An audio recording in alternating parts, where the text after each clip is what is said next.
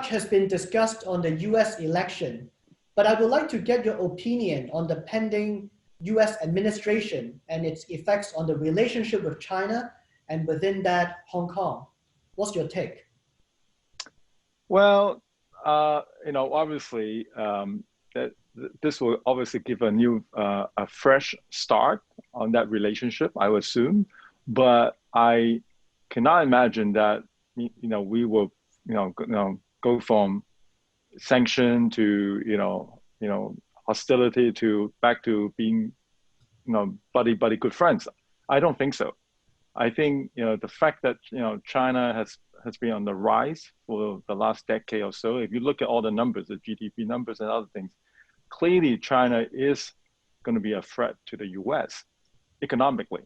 So I can only imagine this tension between the US and China will continue, regardless of the different administration or even different political parties. I think this will remain. Now, the only hope I have is that perhaps the approaches they use will be different. Obviously, clearly, we can all agree that under the Trump administrations, it's very difficult for us to manage that relationship because it's just very unpredictable. So let's just hope that the incoming administration will be something that is far more easier. I mean, I don't know, but probably easier to engage. But by no means we are assuming that the U.S. will relax their in the case of Hong Kong. I mean, currently the U.S. have put sanction on Hong Kong. I don't expect that they will lift those sanctions against Hong Kong. So what's going to happen to the chief executive? Because the news came in last week that she doesn't even have a bank account, and she has piles of cash at home. and how are we going to help these political figures or leaders? Are you worried yourself for even being a part of the sanction list?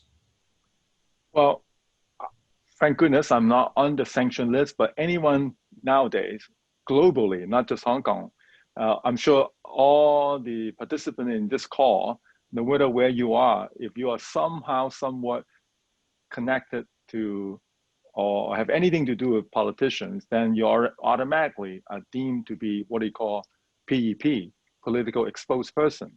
And being a PEP, like myself, political exposed person, you're going to have a tough time opening bank accounts anywhere in the world, perhaps with the exception of your home turf, because they know you better.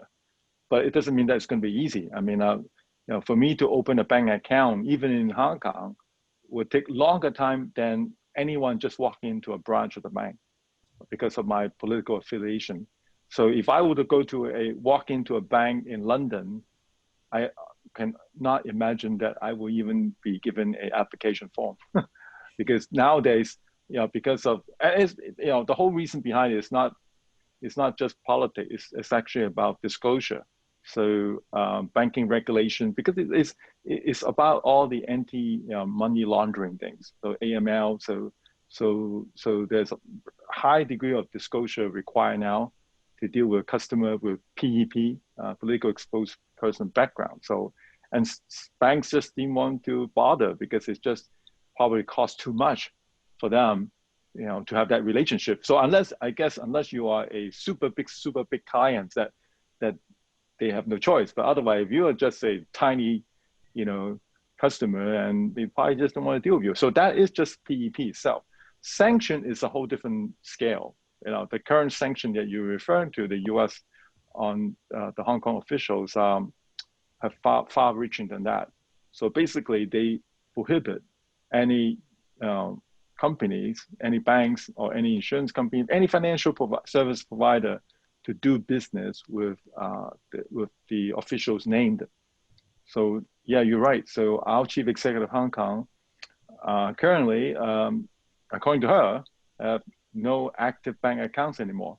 So no banks will provide her that service in fear that U.S. government will retaliate, because U.S. government can take actions towards any financial providers that provide service to them, regardless whether they are US-based banks, because I guess any financial institution in the world will need to deal with deal with US partly because of the US dollars. So nobody would want to risk losing that, foreign exchange settlements, arrangements, so on and so on.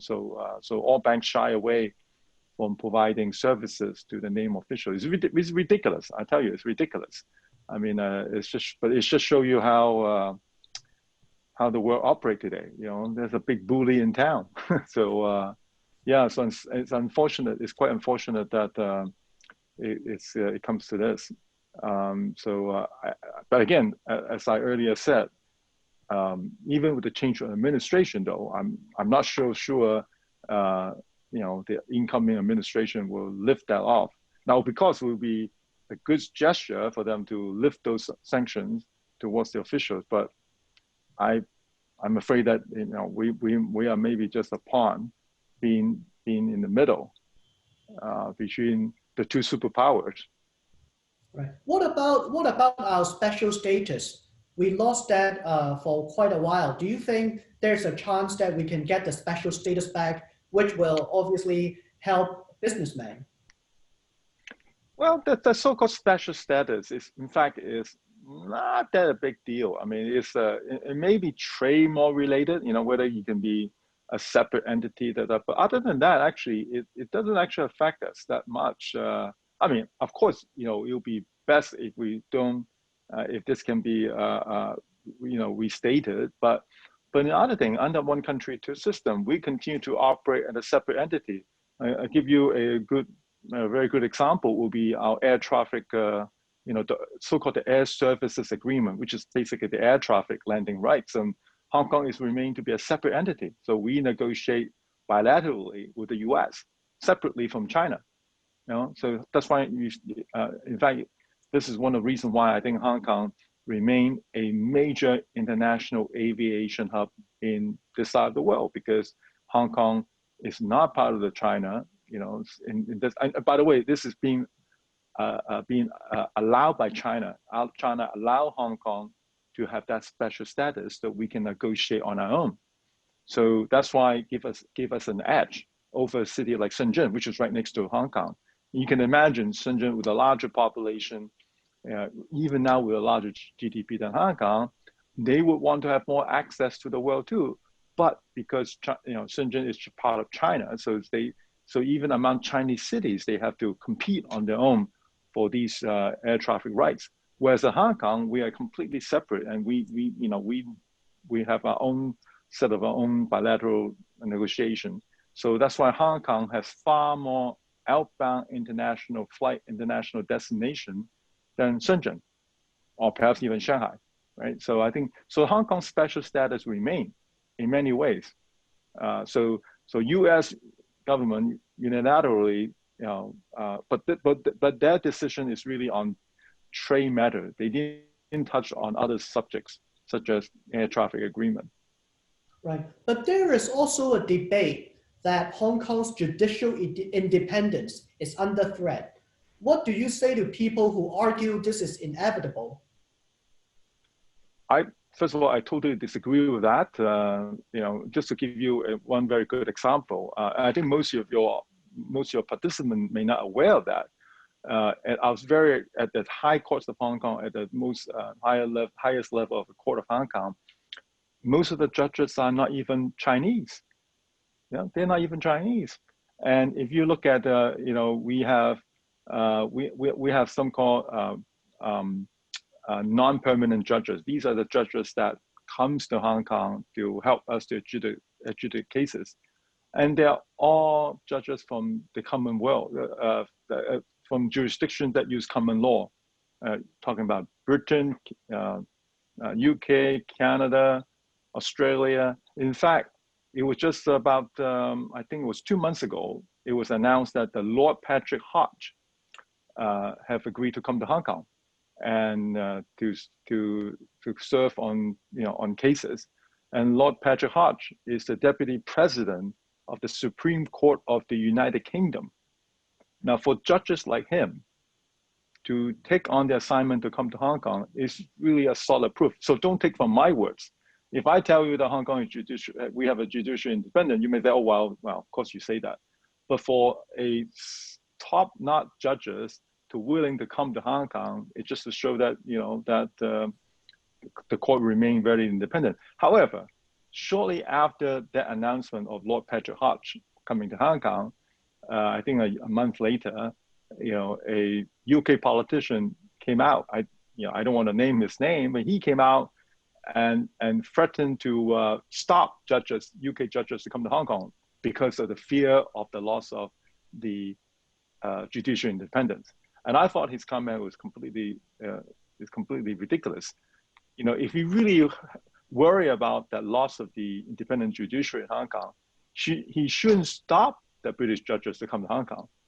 She should encourage more British judges to come to Hong Kong to help Hong Kong, rather than trying to stop judges from coming. But anyway, I'm sure that is a political move. But I still very much believe in that, because that is the core essence of Hong Kong.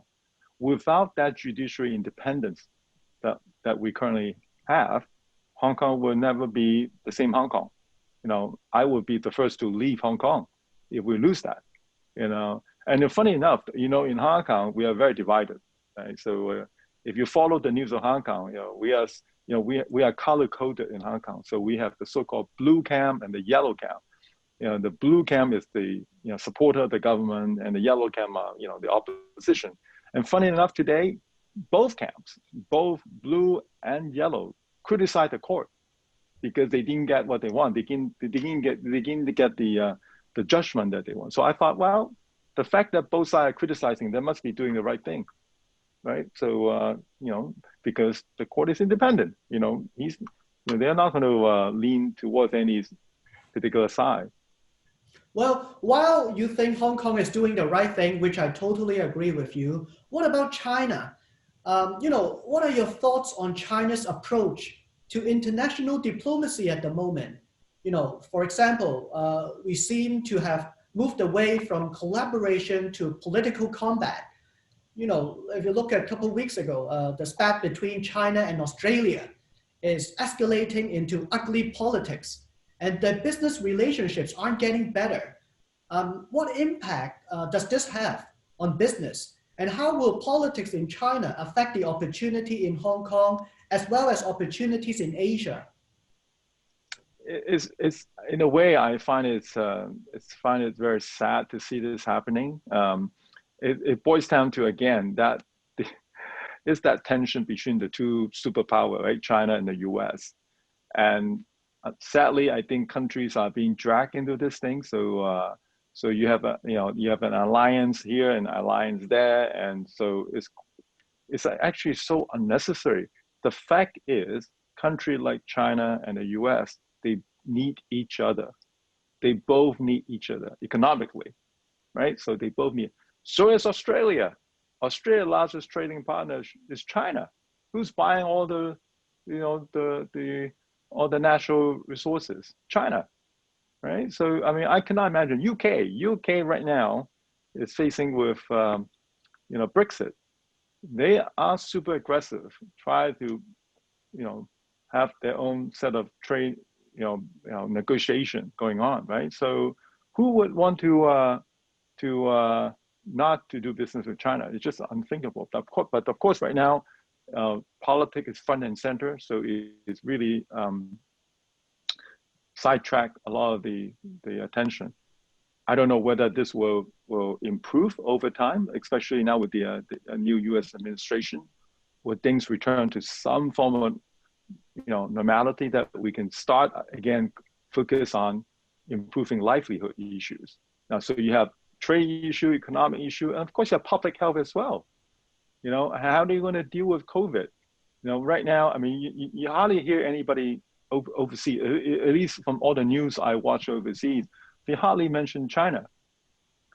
As if this thing doesn't involve China. Now, some still blame China for the root of the whole outbreak. Now, I don't know how much truth is that, but anyway, but besides the point, China has been doing so well right now in containing the virus, but yet, I mean, no one is trying to work with China and try to figure out how to combat this virus. So I think it's a mistake. I think no longer we can afford, the world can afford to not work together. But unfortunately, we are going through this cycle right now. It feels like we are trying to decouple everything. But I don't think it will last long because I just don't think it will work. So, with China's promoting and encouraging One Belt, One Road and facilitating more trades amongst ASEAN countries. And as you know, Hong Kong just had a One Belt, One Road summit a few days ago. Do you think Hong Kong still remains relevant? Because obviously more and more countries can bypass Hong Kong and go direct into China. And as the Hong Kong Thailand Business Council chairman, do you think we can still do a lot to lure investors and businessmen to Hong Kong? And can Hong Kong still be useful?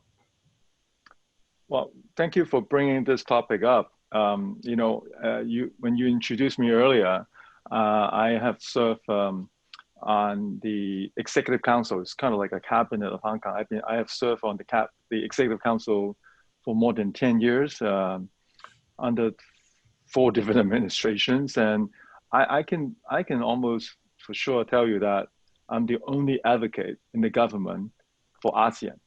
Obviously partly because of my personal heritage. So I'm always feel that Hong Kong should definitely take advantage of the ASEAN opportunity. But I have to say, all these 10 years or even more than 10 years, nobody pay attention to me. I think perhaps there's a slight problem for Hong Kong, and why they didn't pay attention to ASEAN for some simple reason. Our biggest single largest trading partner is China. And why spend the effort on ASEAN? Because even ASEAN collectively together is nothing to compare to China, right? So you do one IPO listing, one state-owned enterprise listing in Hong Kong in China is already more than the whole ASEAN add together, right? So all the focus, all the issue has always been put on China. I don't blame them. I can see that. But now you start to see the shift. Even Hong Kong government is now putting all the focus on ASEAN. ASEAN is now actually the second largest trading partner to Hong Kong after China. And then if you ask the questions, why all that sudden change? But honestly, I tell you, it's not because Hong Kong people are investing more in ASEAN. It's not. It's not about Hong Kong anymore. It's still about China. Why? Because Chinese companies are using Hong Kong as a platform to invest into ASEAN, right? Because all many Chinese companies, whether you're a private company or SOE companies, they like to use the platform in Hong Kong as the gateway to the world. So it's not so much about your question asked earlier, it's about, are we still the gateway for companies to enter China? Yeah, sure, you can enter China in different ways. You can go for Shanghai, you can go everywhere. It depends on the nature of your business. If you have onshore businesses, you probably don't need Hong Kong, right? But if you need offshore businesses, Hong Kong is still perhaps by far the best place to be in. Now, what do you mean by onshore, offshore? It depends on you want local distribution, or you have to understand it's not about just inward flow, but it's also outward flow. Many Chinese would love to come out to Hong Kong to buy financial products or access to financial markets. They don't want onshore product, they want offshore products. So Hong Kong would be a perfect place. And similarly, Chinese company would want to use Hong Kong because because first of all, there's no currency control, the rule of law. Chinese companies also prefer to use the Hong Kong set of regulations to sign contract in doing business outside of China. So Hong Kong is a gateway for Chinese company to expand. And as you earlier alluded to, for Belt and Road, ASEAN is is part of the Belt and Road. So it makes a lot of sense. They're using Hong Kong as a gateway to invest into Thailand, Indonesia, Myanmar, Cambodia. So and because of that reason, Hong Kong company also have to change gear. because it's like, wow, can you imagine Hong Kong? In fact, Hong Kong, if besides a financial center, we are in the service business, consultants, right? We have tons of consultants, financial planners, and so they have to now also understand ASEAN to follow the business. We go where the business goes. So it's an amazing story now for us. So we have changed gear. It's no longer just about, we are the gateway for foreign companies going into China. That is still happening. But more importantly is now how we help Chinese companies to expand to the world. And I think that's continue to be the role of Hong Kong. We are always that middleman. But that middleman, needs to adjust, to change gear a bit. In Hong Kong, we are constantly hearing that we are losing out to Singapore. And what is Singapore doing right? And can Hong Kong do better to remain competitive and to attract more international companies to come here to set up their office and to attract global talent? What's your view on that? Yeah, well, it's just interesting. I used to think so too. I used to think, Singapore is my biggest threat. But I think, 10 years later, I mean, today, if you look at all the statistics, all the numbers, they're not even close to Hong Kong. Now, maybe Pacific sector, I think, we talk about maybe fund management, foreign exchange, maybe. But in the scheme of things, you look at Singapore numbers and you look at Hong Kong numbers, it's not even a match. If you talk about financial markets, the IPO listing, private equity, it's not even close. Singapore is not even close to us, to Hong Kong. So I won't even worry. Now, of course, at the end, it also depends on the market you're looking at. If you're looking at Greater China, Singapore is not a place to serve Greater China. Now, equally, the real question should be asked is Hong Kong competitive enough to compete in the ASEAN market? Now that, I'm not sure. Because Singapore really has a lead in that. And whether Hong Kong financial companies and other, can we compete, competitively with, the Singapore company? That I'm not sure. But if our focus is in Greater China, if our focus is in Greater Bay Area, innovation, technology, and that's definitely not Singapore. In fact, if you were to ask me, I think I used to think Shanghai. I mean, I crossed out Singapore a long time ago. Then I shifted in Shanghai. It's my next big threat is Shanghai. I thought that was. Today, I think I wouldn't even consider Shanghai as my biggest threat. Obviously, Shanghai in terms of financial market, it is, onshore market and so on. But I think my worry is more about Shenzhen. Shenzhen is my next door neighbor, and they are doing very, very well, right? They may not be strong in financial, sectors, but they are strong in many other things, innovation and technology. So I think Hong Kong needs to figure out a way, how do we work with them? They're going to remain be our competitors, but I am sure there are going to be rooms where we can work together with Shenzhen together, as a team, because we should be looking about regional competition together. So with the proximity and the connectivity now with Shenzhen, we must figure out a way, how do we work with them? But of course, competition will always remain. I can only imagine that will always remain. But while we have competition, let's hope that we can find a way to work with them for win-win.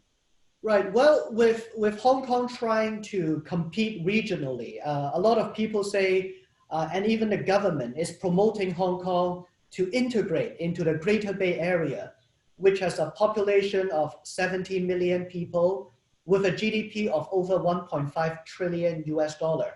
But the talk is easy, but how do we as businessmen really enter into the Greater Bay Area? What can we do to really equip ourselves? Because we seem like a foreigner when we enter Greater Bay Area. Is there anything that is practical that we can do? Excellent question. I asked the same question myself. By the way, just for the sake of your audience, the whole Greater Bay Area concept is not new. I think I was first introduced to this similar concept way back in the early 2000s, I think 2004, 2005. Just that at the time, is called something else. It's called the Pearl River Delta. And so I still remember I was asked to join a government council called the Greater Bay, called the Pearl River Delta Business Council. So it was all about, regional collaboration, Shenzhen, Guangzhou, Hong Kong. So it's again, I mean, it's not new. It's already been in that discussion for quite some time. Now, why didn't that work? And why now GBA? And I guess now this is just my own personal observation, not the government official line. And it's simply because when you have regional, I mean, you're competing, right? So it's not easy for us to come to agreement. I'm sure if you let Shenzhen to decide, they want to be a financial center too, right? I'm sure everybody, as Guangzhou want to build the best airport, international airport, so Shenzhen and so on. So it's very difficult to try to find compromise among ourselves when you're competing. The difference now with GBA when it's announced last year, the difference is, Ronald, this is no longer a regional thing. It's actually top down. Central government, Beijing, have decided for us, right? Because in fact, they're smart about it. They realize that this has to have some coordination at the very top. So the directive comes from Beijing. So Beijing basically laid down like, okay, among the 9 cities, right, and the 2 special economic zones, this is how best you should divide your work. So Hong Kong is going to be the financial center. Now, not the only one. I mean, Shenzhen can still be, but it's more like a onshore and we are offshore. Aviation, they make it very clear, Hong Kong is the international aviation center. Now, within Hong Kong, within the GBA, I think there's like 9 airports or something like that. It's something like 9 or maybe more. So they're competing, but yet they make it clear that Hong Kong will be the international airport, international aviation. So in the current policy address that's just been released by the Chief Executive Carrie Lam, the central government now allow Hong Kong to buy into a minority stake of Zhuhai Airport. Zhuhai is a regional airport. It's a small city next to Macau. The significance of that is we are the outbound. We have all the outbound flights. For Hong Kong to access the domestic market, it's not so easy. First of all, Hong Kong is considered, we have a different border control. So from flights leaving Hong Kong to the mainland, you're only limited to places where they have CIQ. CIQ stands for Custom Immigration Quarantine, right? And apparently, I don't know how many cities in China, something like 40, 50 cities in China have CIQ facility. So without CIQ, Hong Kong airline cannot fly into, right? Whereas Zhuhai is not. Zhuhai is a domestic airport. So Zhuhai airport have access to any city in China they want, so long there's enough of a demand. So now that Hong Kong is allowed to buy a minority stake, so what likely will happen is, it immediately give amazing exposure for us. So if you were to be flying to Hong Kong airport, immediately after landing, there will be a seamless arrangement through the bridge. Now, we now have a bridge connecting Hong Kong to Zhuhai. So you will be transferred to Zhuhai, and from there, you have, hundreds of, more destinations. So these are the things. Now, of course, this, Ronald, you say, well, that's a very big level. That's the airport level. Yes, you're right.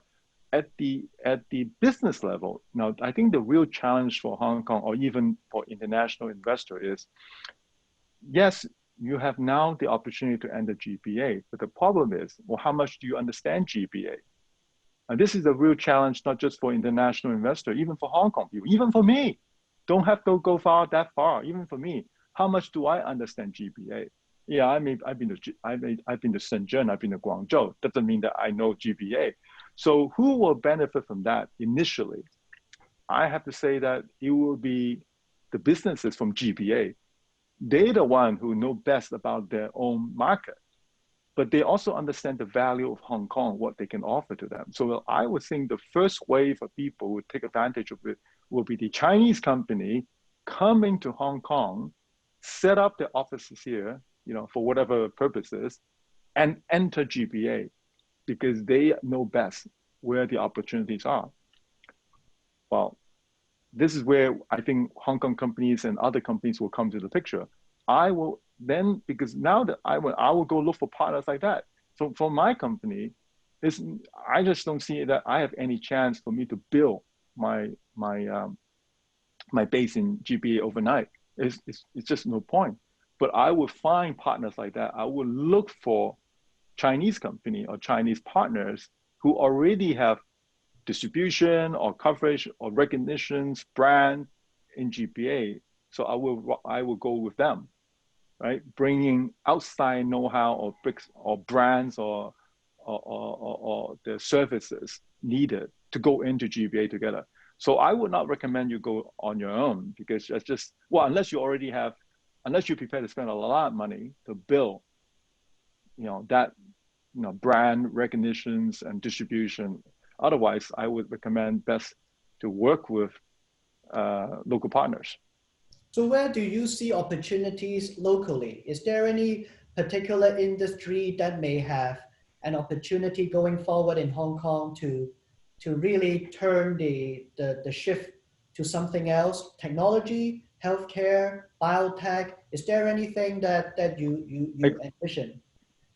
Exactly. I think those are the areas I'm very hopeful, because if you, again, if you look at the policy address announced by the chief executive last week, Chinese government clearly giving us a lending hand, because again, just now I mentioned the aviation, so that will help. Obviously, after COVID, right? After we control COVID and traveling return, I think Hong Kong, that whole aviation hub, they gainfully employ, a large number of people. I think something like 300,000 people. So that's important. By the way, it's not just about passengers; it's also about cargo.